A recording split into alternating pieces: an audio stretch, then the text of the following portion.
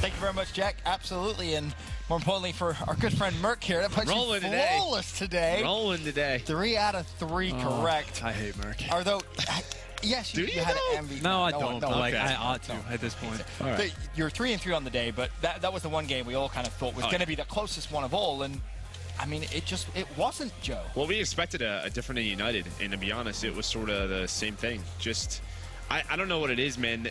The star power just isn't there. Like, right when we go to the hard point, there is a change that you have to notice. Arceus is running the 3rd sub now. Clayster, he is the main AR. So they did incorporate that change. This is the first time we're seeing it.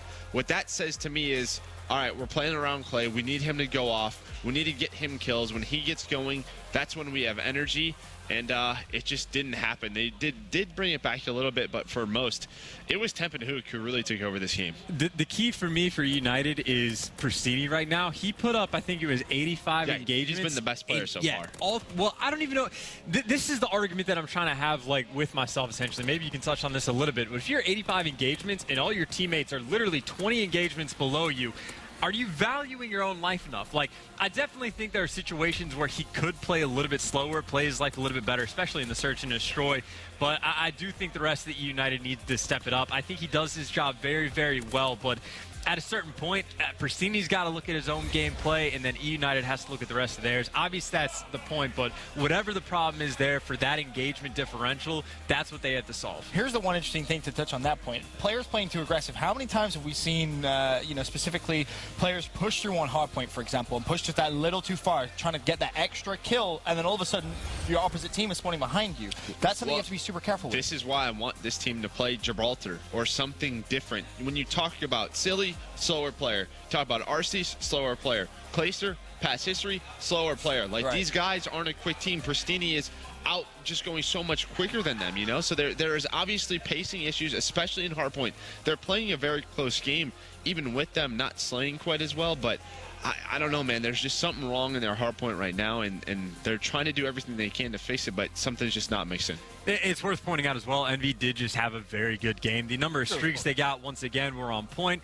Players themselves are being very streaky as well. So, obviously, EUnited, they have stuff that they're going to need to fix, but you got to give Envy the credit where credit is due as well. It's definitely a two-field process. Completely agree. And then, of course, we head over towards the Search and Destroy Map 2.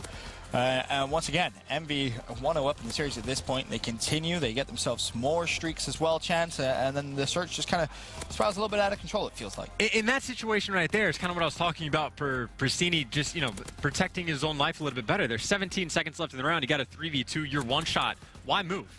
Like, you really think, like, Slasher with an FG is not going to be able to push that aggressively in that amount of time. Your job at that point is to stay alive. And, of course, that's one of very few reasons why they ended up losing this map. But still, I think there's got to be something there for either Pristini to make a switch or EUnited around them.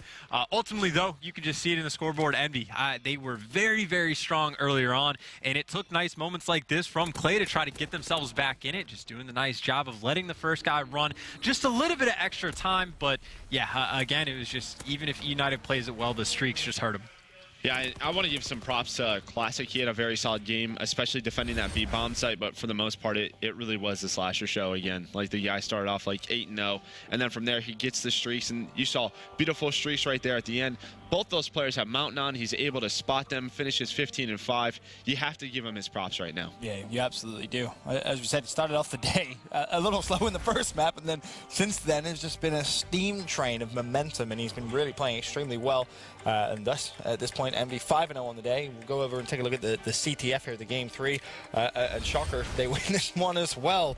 Another wonderful performance from Team Envy. There was a glimmer of hope for EUnited at the end of that first half. They make the smart decision, Chance, of not returning the flag, give themselves that little bit extra time to pull the flag away, obviously force that final minute of OT, but it just wasn't enough. And I mean, that's like a very small positive takeaway you could have if you're EUnited, of like, hey, we didn't go down 4 at the half, we did a great job of fighting in it, and ended up making it a close game. But at the same time, it was the same thing in the hard point. You go down by so much at the start, and it just makes it so difficult to get back into. Of course, Forrest, you're working with like the, favorite side, unfavored side matchup, so that's not helping things off the rip, but you can still play around that. Like, EUnited, again, I just don't know what it is. Maybe just a slow start on this one. Like, they seem collectively to play quite a bit better, and they were close games against a team of Envy who was playing incredibly well, but I don't know. I'm starting to lose faith in the team. Yeah, I mean, past United, right? They were never like the best hardpoint team, but they would be competitive. They would win one, but really where they were key was search and destroy and CTF. Like they took teams to the distance no matter what. You know, there was a ton of game fives, and that always typically happened at United just because they didn't have the best hardpoint game, you know, whatever it was, but they won search and destroys and CTFs, and just right now they're not doing that. They're not extending the series. They're not allowing themselves to maybe a player like Clayster or Arceus to get hot and completely take over a hardpoint. Right now they're losing early on. They're not extending the series, and they're getting 3-0'd. Yeah, Envy, congrats the 3-0 victory for them. But I want to take a quick look at our CWL play of the game presented by Scuff Gaming. Comes from this man. It was Hook in CTF making the plays, calls in his streak, managed to get the kills, and also the flag out ultimately. A great individual play here from Hook. Yeah, I mean, the incredible, difficult work of just gunning every last person down with this score streak. But again, even just to get the score streak in the first place is going to be impressive. But those are just the plays that win you the game. Like instead of eUnited potentially getting the flag, or maybe just a stalemate situation, like you just pick up an easy 3 kills. Now, no one from eUnited had Mountain on, so maybe there's things that can be done a little bit better. But I don't know, Fighter Pilot, man, that's a pretty good streak if you haven't figured it out by now. And this is a guy. I mean, we talked a lot about the beginning of the year. Obviously, the return of Hook, a ton. There was so much sort of potential around this player, and it seems like he's got his swagger back, right? Like he's making plays in hardpoint and CTF, even search. Like, you know, back in AW, there was this certain movement and swagger that Hook had, and you feel like when you're watching his gameplay, you feel like he's comfortable now. I think Hook's finally here. He's returned, you know, at stage 1, and he's had a couple of great performances so far. Great